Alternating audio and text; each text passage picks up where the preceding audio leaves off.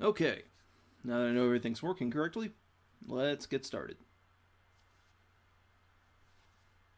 Alright, into the home stretch now. Only a handful of movies left in the bottom 100. So this one is delightfully the last of the Paris Hilton features that I have to watch on this list. Nine Lives is the name of this one. And mercifully, Paris Hilton plays a very, very small role. But obviously, as you saw, the cover of this movie is prominently featured in all of the advertising. Uh, yeah, go figure. This reminds me a lot of The Hills in that aspect, that she's barely in that movie, but is the focus of all of the attention around it for publicity. Whatever. At least she's not in it much. Unfortunately, that doesn't help anything. This is definitely, I believe this is a British movie. At least I've got to assume that given all the characters are obnoxiously British, and that the ghost is Scottish, the possession ghost that I'll get into in a minute, that yes, this is a British production. It is a lot of people I didn't recognize.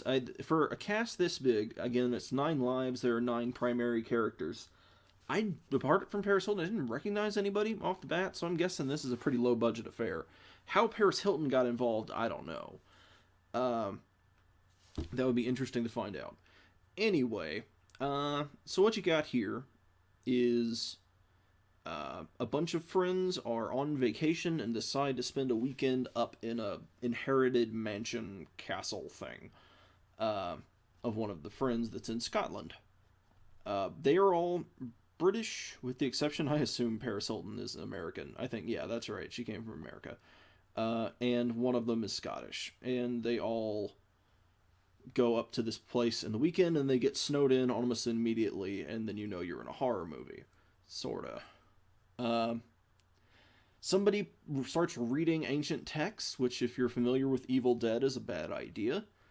Uh, and gets possessed by the spirit of the former landowner of the area who was executed by the Brits at some point. So we've got an angry Scottish possession ghost in this thing. Uh, it takes over one of the dudes, who then kills a couple of the people and then is killed. At which point we discover that how this possession works is whoever kills the person who is possessed will then be possessed by the Scottish ghost. It started off by somebody reading the book, they get possessed, and then everyone that kills that person becomes the new possessed person, and it keeps traveling that way. Right. So, as you might expect, the movie continues with the possessed person killing people and then eventually being killed. And eventually they've actually catch on relatively quickly about how this works, how the possession works. When somebody kills them, they figure out that it's related to this creepy old book. Um, so credit to them on that. The effect when somebody gets possessed reminded me a little bit of the Horror Express, which I reviewed a while back on the blog, which is a great old Christopher Lee movie that is a whole lot of fun. Peter Cushing is in there as well, but in that one, the plot's way more ridiculous, and it's a way more fun and better movie than this. But basically, there is like a alien being in that one that possesses people, and it changes their eyes, like white, like they do eye changing things. Like the beast itself, when it possesses someone, the eyes are red, and everyone else that it like defeats and turns into a zombie, the eyes are white. In this one, the eyes are turned black whenever somebody is taken over by the creature, which I think that was also used in more recently in Supernatural. There must have been some creature like demons or something that the eyes turn black. Whatever. It's an okay looking effect, and it indicates who's possessed, I guess. But the more I talk about the plotline of this story, this could have been okay. Really, the problem with this is the pacing. I keep saying that with all of these movies almost. With very rare exception, pacing is the thing that makes them so bad. And this one is no different. The beginning of this movie is just a sequence of all 9 people sitting around tables talking about stuff that may or may not show up later in the movie. And it's so tiring. And there's too many characters to distinguish them, and they're not written well enough to be distinguishable. So you just don't care. It's real hard to care. Um, and they're also being British as possible. I love one piece of dialogue is, "You are the chappest of chaps," and then the response is "piss off," which is probably the most British 2 lines you could come up with.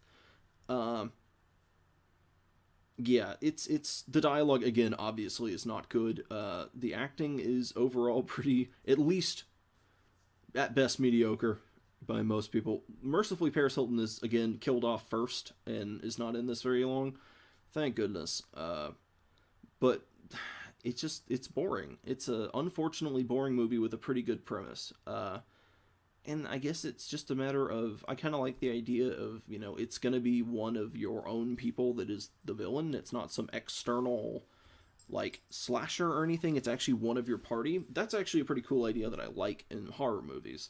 But this one is just doesn't quite get it. It doesn't quite get there. It's not fun. There's nothing fun going on here. It should feel stressful and tense, but it never gets that. It doesn't hit the atmospheric notes right. And also, you don't like any of the characters. They're all kind of dicks. Very pompous people that are hard to identify with, which also doesn't help because you're not invested in the characters. So, yeah, a lot of problems with this one. That said, actually, I need to check. It might have fallen out of the list by now since I put it on here. But, yeah, it's not one of the worst ones in the bottom 100. I feel like it got in here primarily because of Paris Hilton being in it. There was a time period on the bottom 100 where the users just voted down any movie they could find with Paris Hilton in it, which typically that's justified because most of her movies are really, really bad. This one is probably the least bad of the Paris Hilton movies I've seen on here. If not the least bad Paris Hilton movie I've seen, period. Repo, the Genetic Opera, is not good, but it's better than this. Yeah, so I guess that's about what I've got to say about 9 Lives. Interestingly enough, there was another movie called 9 Lives that came out a couple years later that was better, but not good, not well received. So yeah, 9 Lives, Paris Hilton. There's nothing super fun to recommend about it. It's really just dull, and it's pretty much dull all the way through to its core, which is a shame because this is one of those movies that I wish somebody could just like take up this movie concept and then try it again, because there's really something there that could be fun if you had the skill and the talent available to make it happen. So that's 9 Lives. Gone. All my friends gone.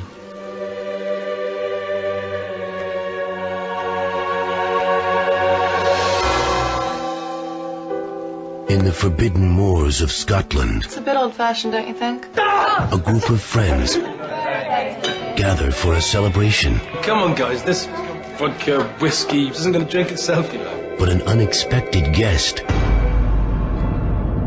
Do you ever have weird things happening? You mean like ghosts? Will force them to question. Tom? Is that you? This isn't funny, you're scaring me.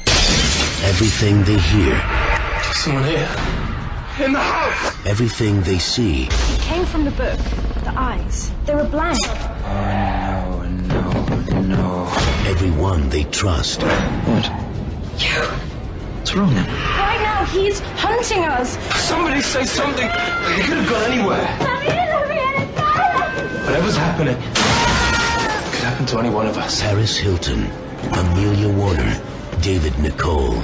Please let me in. There's still time. 9 Lives. I'm so scared.